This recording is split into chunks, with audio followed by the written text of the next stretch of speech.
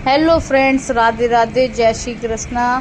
सो आप सब कैसे हो? आई होप सो आप सब ठीक होंगे, स्वस्थ होंगे, मस्त होंगे और हम भी ठीक हैं। सो फ्रेंड्स, आज हम जा रहे हैं गोवर्धन और ये हम गोवर्धन में पहुंच चुके हैं। और गोवर्धन में आज बहुत ही भीड़ है क्योंकि आज है पूर्णिमा और पूर्णिमा को गोवर्धन में बहुत ज़्यादा भीड़ रहती है। यहाँ हम दूध चढ़ा रहे थे तो इतनी सी भी गुंजाइश नहीं थी कि हम अच्छे से दूध चढ़ा सकें क्योंकि भीड़ इतनी ज़्यादा थी। दूध चढ़ाना हमारा हो रहा था बहुत ही मुश्किल, लेकिन जैसे तैसे हमने गोवर्धन महाराज को दूध चढ़ाया। और ये है गोवर्धन महाराज, आप भी दर्शन कीजिए, हमने भी अच्छे से दर्शन किए हैं।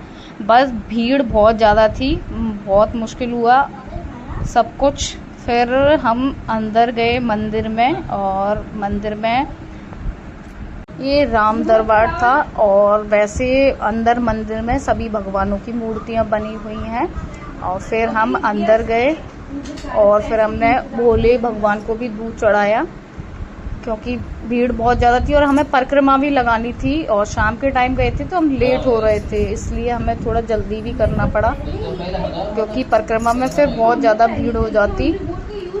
ये हमने भोले बाबा की शिवलिंग के दर्शन किए अच्छे खासे क्योंकि यहाँ इतनी भीड़ नहीं थी, बाहर ज़्यादा भीड़ थी। फिर भी हमने अच्छे से दर्शन किए और दूध चढ़ाया।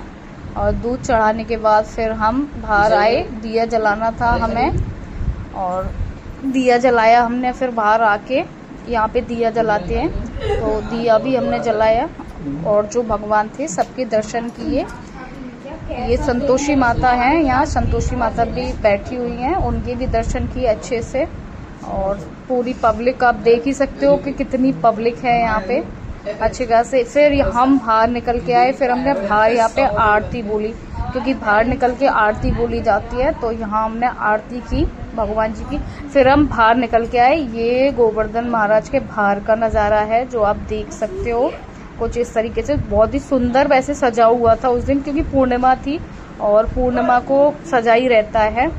ये है राधा कुंड। फिर हम परिक्रमा में निकल गए थे आगे और पहुंच गए आधे रास्ते में। आधे रास्ते में राधा कुंड, ये राधा कुंड है। रात का समय था यहाँ पे भी। फिर हमने यहाँ पे भी दिया जलाया और दिया जला के फिर हम परिक्रमा के लिए आगे बढ़ते रहे। फिर थोड़ी मस्ती सूझी तो थोड़ी बहुत मस्ती की हमने रास्ते में, मस्ती करते करते, क्योंकि परिक्रमा में ऐसे ही करना पड़ता है क्योंकि थोड़े बहुत बोर हो जाते हैं ना, तो ऐसे ही करते हैं। और फिर हमारी परिक्रमा हुई समापन, हम पहुंचे मानसी गंगा पे। और मानसी गंगा में भी हम अंदर नहीं गए क्योंकि पता है भीड़ बहुत ज़्यादा थी और वैसे भी हम दान घाटी पे ही दूध चढ़ा चुके थे, तो इसलिए हमने सोचा कि अब मानसी गंगा के बाहर से ही दर्शन करते हैं। तो हम सब बाहर से ही दर्शन करने के लिए आए मानसी गंगा पे। और ये है मानसी गंगा जो हम आपको दिखा रहे हैं यहीं से। मानसी गंगा का पानी इतना गहरा है कि आप समझ नहीं सकते हो और बहुत ठंडा भी रहता है। फिर हम मानसी गंगा के दर्शन करके वहाँ से निकल लिए क्योंकि रात बहुत हो चुकी थी और फिर हमें घर भी निकलना था। ये बाहर का फ्रंट नज़ारा है। और फिर सीधे पहुँचे हम अपनी बाइक के पास, पार्किंग के पास, क्योंकि हमें बाइक भी उठानी थी और पार्किंग में भी बेहद भीड़ थी, तो वहाँ से बाइक निकालने में भी हमें थोड़ी सी असुविधा हुई।